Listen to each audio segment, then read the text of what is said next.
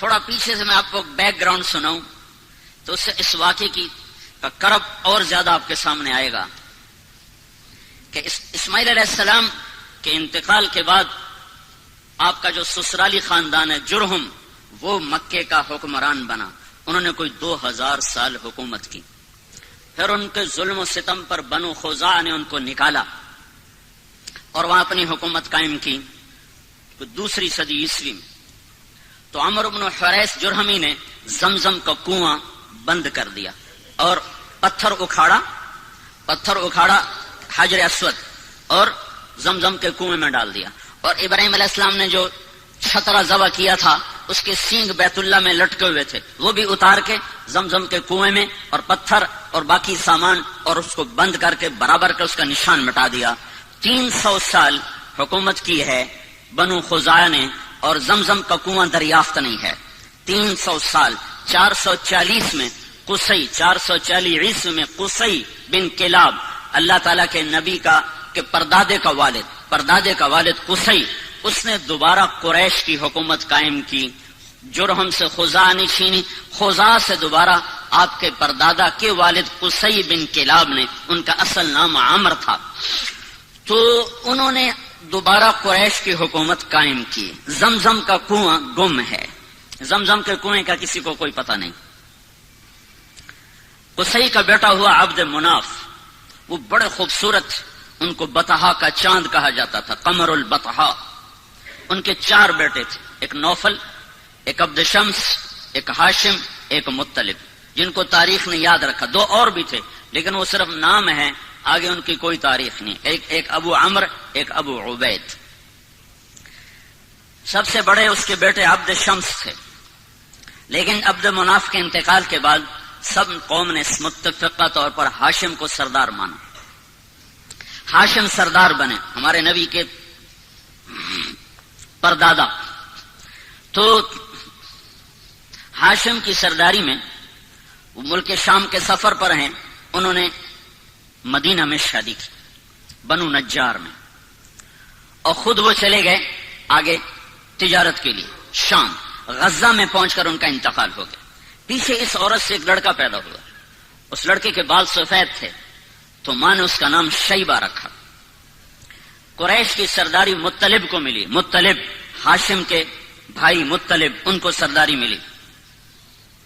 کسی کو نہیں پتا کہ ہاشم کا ایک بیٹا مدینہ میں ہے جو میرے نبی کا دادا بننے والا ہے. گزرا، چند بچے تیر اندازی کر رہے تھے تو ایک بچے کا نشانہ سیدھا جا کے لگتا تھا، وہ گول جو آخری گول نشان ہوتا تھا اس کے اندر جا کے لگتا. وہ کہتا خذھا وانا ابن ہاشم، دیکھ میرا نشانہ، میں ہوں ہاشم کا بیٹا. تو اس آدمی نے جا کر مطلب کو بتایا کہ ایک بچہ میں نے دیکھا ہے جس کا نشانہ بے خطا تھا اور ہر تیر پہ کہتا تھا دیکھو میرا نشانہ، میں ہوں ہاشم کا بیٹا.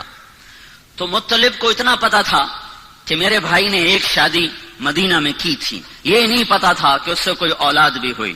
تو انہوں نے اپنی اونٹنی کو تیار کیا اور مارا ماری کرتے ہوئے مدینہ پہنچے اور ان کی ماں سے ملے. بچے کو دیکھا تو ہاشم کے سارے آثار تھے، پتا کیا ہاں ہاشم کا بیٹا ہے. تو کہا ہمیں دے دو. ماں نے کہا میری آنکھوں کا نور، میرا آخری سہارا، تمہیں دے کے میں زندگی کیسے گزاروں؟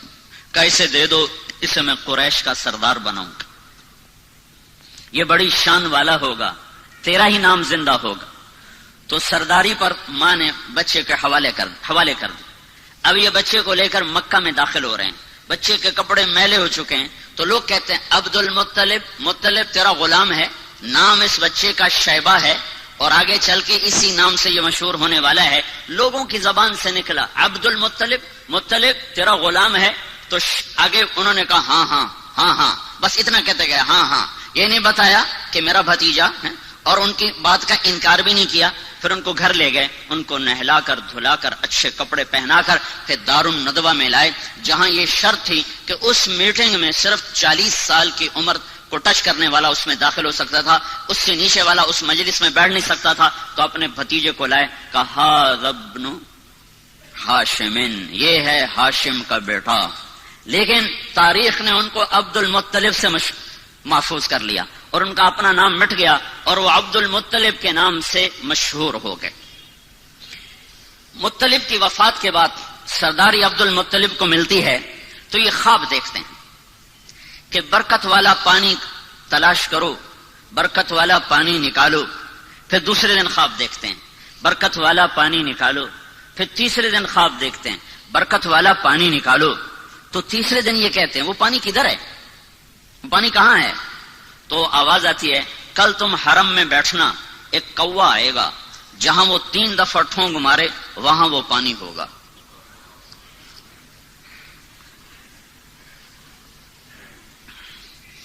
تو عبد المطلب صبح جا کے حرم میں بیٹھ گئے دار الندوہ ملتزم کے ساتھ. ایک کوا آیا جہاں زمزم کنواں، وہاں کے بیٹھا، ایک ٹھونگ ماری، پھر دوسری ماری، پھر تیسری ماری، پھر وہ اڑ گیا. تو عبد المطلب کا ایک بیٹا ہے اس وقت حارث، انہوں نے قریش کو جمع کیا، کہا یہاں وہ مبارک پانی ہے، میری مدد کرو ہم نکالیں. اور کہا کوئی نہیں ایسے سر پھوڑنا، پتھروں سے لڑنا کوئی آسان کام ہے؟ کچھ نہیں ہے. اس نے سب کی منتیں کی، کوئی نہیں مانا. تو دونوں باپ بیٹا مل کر کھودنے لگے. کھودنے میں آئی دقت، تو عبد المطلب کہنے لگے وہ بھی کوئی آدمی ہے جس کی اولاد نہ ہو. اس کو فخر سمجھا جاتا تھا، اولاد کی کثرت کو فخر سمجھا جاتا تھا. اور یہ آج بھی فخر ہے. یہ مغرب کی اندھی تعظیم نے کم بچے خوشحال گھرانہ، یہ بڑا عذاب ہے، بڑا عذاب ہے، بڑا عذاب ہے. جاؤ دیکھو، وہ دیکھ رہے ہیں ان کی نسل ختم ہو رہی ہے اور مائنس میں جا رہی ہے، مائنس میں جا رہی ہے. اللہ کی تقدیر سے لڑنا اپنا ماتھا پھوڑنے والی بات ہے. تو وہ کہنے لگے آج قریش میرا ساتھ نہیں دے رہے، اگر اللہ نے مجھے 10 بیٹے دیے اور 10 کے 10 جوان ہو گئے تو میں ایک کو اللہ کے نام پہ ذبح کر دوں گا. یہ منت مانی اس تنگی کو دیکھ کر کہ کوئی ساتھ دینے والا نہیں ہے. تو کرتے کرتے کرتے وہ کنویں کے آثار ظاہر ہو گئے اور اس میں سے سامان نکلنا شروع ہو گیا، اور وہ حجر اسود نکل آیا اور وہ سینگ نکل آئے. تو سارے قریش آ گئے، عبد المطلب ہمیں کنویں میں حصے دار بناؤ. کہ سب دفع ہو جاؤ، کسی کا کوئی حصہ نہیں، اب یہ صرف میرا ہے اور میری اولاد کا ہے. تو باپ بیٹا نے مل کر زمزم کا کنواں جاری کیا، جس کو بند ہوئے کوئی 300 سال سے زیادہ گزر چکا تھا. دوسری صدی عیسوی میں بند ہوا ہے، اور جا کر 5ویں صدی عیسوی میں جا کر وہ زندہ ہوا ہے. تو بیچ میں کوئی 300-350 سال یہ کنواں بند رہا. تو عبد المطلب کو اپنی منت یاد تھی، اللہ نے اسے حارث دیا، زرار دیا، عباس دیا، قسم دیا، زبیر دیا، مقوم دیا، عبد العزہ دیا، عبد الدار دیا اور عبداللہ دیا، اور 10 پورے ہو گئے. 10 پورے ہو گئے تو سارے جوان ہو گئے. تو اس نے سارے بچوں کو اکٹھا کیا حرم میں، کہا بیٹھو میں نے منت مانی تھی کہ اگر اللہ نے مجھے 10 بیٹے دیے اور 10 جوان ہو گئے تو میں ایک کو اللہ کے نام پہ قربان کروں گا، تم تیار ہو؟ تو 10 نے کہا ہم تیار ہیں. پھیر دے چھری، پھیر دے. ہماری اولاد ہماری جائز بات ماننے کو تیار نہیں ہے، اور اس کی اتنی بڑی بات، ہاں تیار ہیں کرو. تو قرآن اندازی کے لیے حبل کا بت تھا، اس پہ تیر لٹکے ہوتے تھے، اس میں ترکش میں، تو اس پر وہ فال نکالتے تھے. تو اس نے 10 بیٹوں کے نام لکھوائے تیروں پر، اور پھر اس کو گھمایا، پھر وہ یوں حرکت دیتے تھے تو اس میں سے ایک تیر باہر نکلتا تھا. تو جو تیر جو نکلا تو اس پہ عبداللہ کا نام تھا، عبداللہ، محمد بن عبداللہ، عبداللہ. اور عبداللہ عبد المطلب کے سب سے محبوب بیٹے تھے، سب سے چہیتے بیٹے تھے، اور سارے مکہ کی وادی میں سب سے حسین نوجوان تھے. ہر عورت تمنا کرتی تھی کہ میرا اس سے نکاح ہو جائے. تو عبداللہ کا نام نکلا. انہوں نے کہا یا ابت فعل، ابا کر، میں تیار ہوں، میری طرف سے کوئی اعتراض نہیں. تو نے اس کا ہاتھ پکڑا اور چھرا ہاتھ میں، تو سارے مکے میں کوہرام مچ گیا. اور بہنوں نے آ کر، 5 بیٹیاں تھیں، عروہ اور عاتقہ اور صفیہ اور عمیمہ، انہوں نے آ کے شور مچا دیا کہ ہمارے سامنے ہمارا بھائی ذبح ہو، ہم یہ برداشت نہیں کر سکتے. قریش کٹھے ہو گئے، یہ تم نے سنت جاری کر دی تو پیچھے کون اس کو زندہ رکھے گا، اور کیا یہ ظلم کی سنت ہے تم جاری کرنا چاہتے ہو؟ کہا یہ عرب سردار کا بول ہے، یہ پورا ہوگا. جب سارے پیچھے پڑ گئے تو پھر یہ فیصلہ ہوا، جیسے آج کل کے عدالتیں ہیں، تو اس وقت کی عدالتیں تھی کاہن، نجومی. تو حجر میں ایک کاہنہ تھی قطبہ کا، اس کے پاس مجھے لے چلو، وہ جو کہے گی میں وہ کروں گا۔ تو یہ سارا قبیلہ قریش حجر پہنچا، وہاں کاہنہ کے پاس پہنچا، تو اس نے پوچھا کہ تمہارے ہاں قتل کی قیمت کیا ہے؟ اگر کوئی بدلہ نہ لینا چاہے اور قیمت لے تو کتنی؟ کہا جی 10 اونٹ۔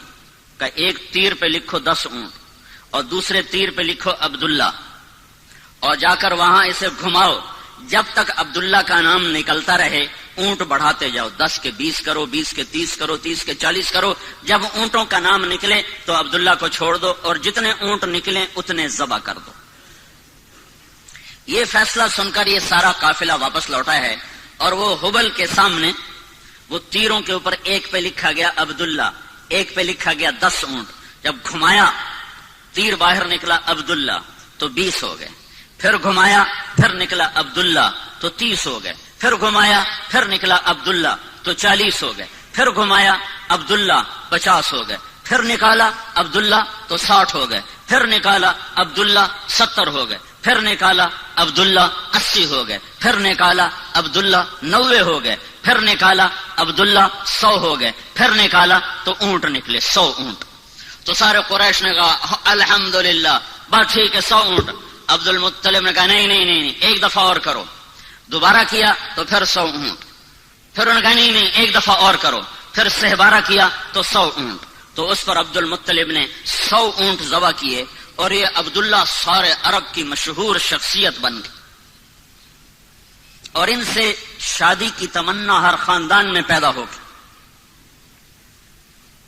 یہ جنگل میں تھے کام کو گئے ہوئے، ان کو یہود نے پہچانا کہ یہ وہ آخری نبی کا باپ ہے، تو اس کو قتل کرنے کے لیے تلواریں نکالی، تو اچانک کچھ نورانی مخلوق ظاہر ہوئی اور انہوں نے یہود کو دھکے مار ان کی آنکھیں نکل گئیں اور وہ اندھے ہو کے ادھر گرے ادھر گرے۔ یہ منظر حضرت آمنہ کے والد وہب دیکھ رہے تھے، جنگل میں وہ لکڑیاں کاٹ رہے تھے، انہوں نے یہ منظر اپنی آنکھوں سے دیکھا۔ جب وہ واپس پہنچے تو انہوں نے اپنی بیوی سے ذکر کیا، انہوں نے فوراً عبد المطلب کو اپنی بیٹی کا پیغام بھیج دیا کہ اگر آپ چاہیں تو ہم اپنی بیٹی آمنہ آپ کے بیٹے کے نکاح میں دے سکتے ہیں۔ تو یہ بہت بڑی شادی ہوئی، اور مکے کی یادگار شادی تھی کہ ذبیح، اللہ کے نبی کہا کرتے تھے انا ابن الذبیحین، میں 2 ذبیح کا بیٹا ہوں، ایک میرا دادا اسماعیل وہ بھی ذبح ہوتے ہوتے بچا، ایک میرا باپ عبداللہ وہ بھی ذبح ہوتے ہوتے بچا، دونوں کو اللہ نے بچایا۔ تو یہ شادی ایک عظیم اور فقید المثال قسم کی شادی ہوئی کہ ایک عبداللہ کا چرچا، ایک عبد المطلب کی سرداری اور شہرت، اور ایک سارے خاندانوں کی تمنا اس سے شادی کرنے کی، اپنی بیٹیاں دینے کی۔ تو یہ ایک یادگار شادی تھی، اور عرب کا دستور تھا کہ شادی کے بعد لڑکا 3 دن سسرال میں رہتا تھا، پھر اپنی بیوی کو لے کر گھر آتا۔ ان 3 دن میں اللہ کے نبی کا حمل ٹھہر گیا، اور آ کر اپنی بیوی کے ساتھ کتنے دن رہے؟ 2 مہینے، صرف 2 مہینے، اور تجارتی قافلے کے ساتھ ملک شام کا سفر کیا ہے۔ واپس مدینہ پہنچے ہیں تو ان کے پردادا ہاشم کی بیوی وہیں کی ہیں، وہاں خاندان ہے، تو وہاں یہ بیمار ہوئے، تو سارا قافلہ کچھ دن منتظر رہا، پھر انہوں نے کہا جب تو ٹھیک ہو جائے تو آ جانا، ہم چلتے ہیں۔ قافلہ چلا، عبداللہ کا انتقال ہوا 25 سال کی عمر، حضرت عبداللہ دنیا سے گئے ہیں 25 سال کی عمر، اور نابغت الجعدی کے مکان میں ان کی تدفین ہوئی۔ جب یہ قافلہ پہنچا، عبد المطلب کا دل عبداللہ میں اٹکا ہوا تھا، جب قافلہ دیکھا بیٹا نہیں دیکھا، کہا میرا بیٹا کہاں ہے؟ کہا وہ بیمار تھا۔ تو عبد المطلب نے اپنے بڑے بیٹے حارث کو بھیجا کہ جاؤ پتہ کرو عبداللہ کا کیا حال ہے۔ جب پہنچے تو آگے تربت تھی، عبداللہ نہیں تھا۔ انہوں نے کہا یہ عبداللہ ہے، مٹی تھی، خاک تھی۔ تو عبد المطلب نے آ کر بتایا، حارث نے آ کر بتایا کہ ابا عبداللہ کو اللہ نے اٹھا لیا ہے۔ اس پر حضرت آمنہ نے ایک مرثیہ کہا ہے ان کی وفات پر،